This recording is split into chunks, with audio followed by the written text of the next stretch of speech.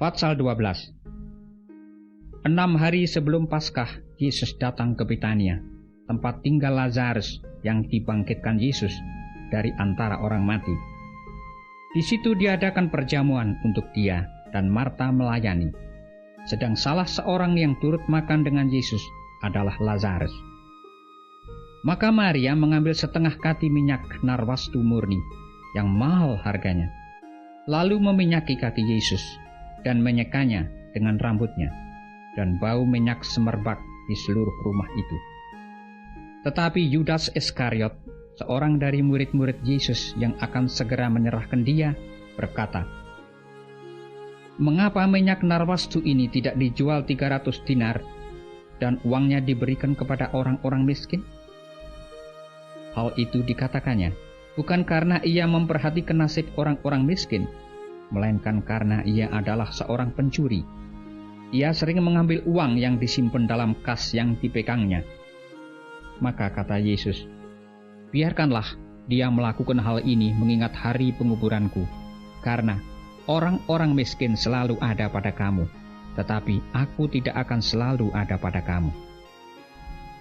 Sejumlah besar orang Yahudi mendengar bahwa Yesus ada di sana, dan mereka datang bukan hanya karena Yesus, melainkan juga untuk melihat Lazarus yang telah dibangkitkannya dari antara orang mati. Lalu imam-imam kepala bermufakat untuk membunuh Lazarus juga, sebab karena dia banyak orang Yahudi meninggalkan mereka dan percaya kepada Yesus. Keesokan harinya, ketika orang banyak yang datang merayakan pesta mendengar bahwa Yesus sedang di tengah jalan menuju Yerusalem, mereka mengambil daun-daun palem dan pergi menyongsong dia sambil berseru-seru, "Hosana! Diberkatilah dia yang datang dalam nama Tuhan, Raja Israel." Yesus menemukan seekor keledai muda, lalu ia naik ke atasnya, seperti ada tertulis, "Jangan takut, hai putri Sion, lihatlah, Rajamu datang, duduk di atas seekor anak keledai." Mula-mula murid-murid Yesus tidak mengerti akan hal itu. Tetapi sesudah Yesus dimuliakan, teringatlah mereka bahwa nas itu mengenai dia, dan bahwa mereka telah melakukannya juga untuk dia. Orang banyak yang bersama-sama dengan dia ketika ia memanggil Lazarus keluar dari kubur dan membangkitkannya dari antara orang mati, memberi kesaksian tentang dia. Sebab itu, orang banyak itu pergi menyongsong dia, karena mereka mendengar bahwa ia yang membuat mujizat itu. Maka kata orang-orang Farisi seorang kepada yang lain, "Kamu lihat sendiri bahwa kamu sama sekali tidak berhasil. Lihatlah, seluruh dunia datang mengikuti dia." Di antara mereka yang berangkat untuk beribadah pada hari raya itu, terdapat beberapa orang Yunani. Orang-orang itu pergi kepada Filipus yang berasal dari Betsaida di Galilea, lalu berkata kepadanya, "Tuan, kami ingin bertemu dengan Yesus."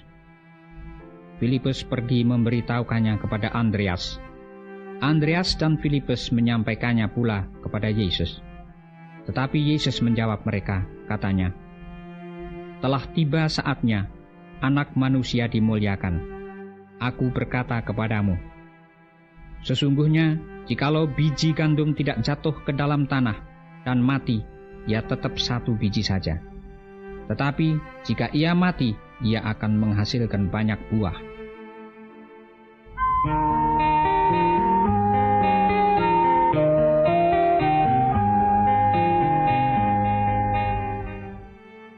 Barang siapa mencintai nyawanya, ia akan kehilangan nyawanya.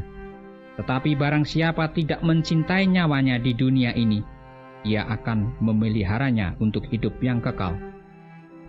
Barang siapa melayani aku, ia harus mengikut aku. Dan di mana aku berada, di situ pun pelayanku akan berada.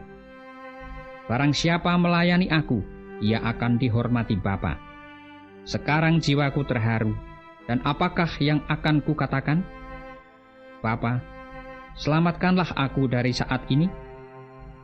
Tidak, sebab untuk itulah aku datang ke dalam saat ini. Bapa, muliakanlah namamu. Maka terdengarlah suara dari surga. Aku telah memuliakannya, dan aku akan memuliakannya lagi. Orang banyak yang berdiri di situ dan mendengarkannya berkata bahwa itu bunyi guntur. Ada pula yang berkata, seorang malaikat telah berbicara dengan dia. Jawab Yesus, suara itu telah terdengar bukan oleh karena aku, melainkan oleh karena kamu. Sekarang berlangsung penghakiman atas dunia ini. Sekarang juga penguasa dunia ini akan dilemparkan keluar. Dan aku, apabila aku ditinggikan dari bumi, aku akan menarik semua orang datang kepadaku. Ini dikatakannya untuk menyatakan bagaimana caranya ia akan mati. Lalu jawab orang banyak itu, kami telah mendengar dari hukum Taurat bahwa Mesias tetap hidup selama-lamanya. Bagaimana mungkin engkau mengatakan bahwa anak manusia harus ditinggikan? Siapakah anak manusia itu? Kata Yesus kepada mereka, hanya sedikit waktu lagi terang ada di antara kamu. Selama terang itu ada padamu, percayalah kepadanya, supaya kegelapan jangan menguasai kamu. Barang siapa berjalan dalam kegelapan, ia tidak tahu kemana ia pergi. Percayalah kepada terang itu, selama terang itu ada padamu, supaya kamu menjadi anak-anak terang. Sesudah berkata demikian, Yesus pergi bersembunyi dari antara mereka. Dan meskipun Yesus mengadakan begitu banyak mujizat di depan mata mereka, namun mereka tidak percaya kepadanya, supaya genaplah firman yang disampaikan oleh Nabi Yesaya. Tuhan, siapakah yang percaya kepada pemberitaan kami? Dan kepada siapakah tangan kekuasaan Tuhan dinyatakan? Karena itu mereka tidak dapat percaya, sebab Yesaya telah berkata juga, ia telah membutakan mata dan mendegilkan hati mereka, supaya mereka jangan melihat dengan mata dan menanggap dengan hati, lalu berbalik, sehingga aku menyembuhkan mereka. Hal ini dikatakan oleh Yesaya, karena ia telah melihat kemuliaannya dan telah berkata-kata tentang dia. Namun, banyak juga di antara pemimpin yang percaya kepadanya, tetapi oleh karena orang-orang Farisi, mereka tidak mengakuinya berterus terang, supaya mereka jangan dikucilkan. Sebab mereka lebih suka akan kehormatan manusia daripada kehormatan Allah. Tetapi Yesus berseru katanya, barang siapa percaya kepadaku, ia bukan percaya kepadaku, tetapi kepada Dia yang telah mengutus aku. Dan barang siapa melihat aku, ia melihat Dia yang telah mengutus aku.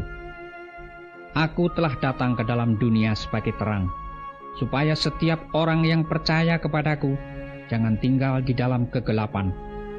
Dan jikalau seorang mendengar perkataanku, tetapi tidak melakukannya, aku tidak menjadi hakimnya. Sebab aku datang bukan untuk menghakimi dunia, melainkan untuk menyelamatkannya.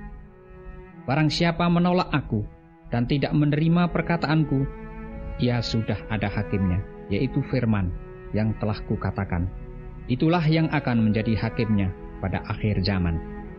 Sebab aku berkata-kata bukan dari diriku sendiri, tetapi Bapa yang mengutus aku. Dialah yang memerintahkan aku untuk mengatakan apa yang harus aku katakan dan aku sampaikan. Dan aku tahu bahwa perintahnya itu adalah hidup yang kekal. Jadi, apa yang aku katakan, aku menyampaikannya sebagaimana yang difirmankan oleh Bapa kepadaku.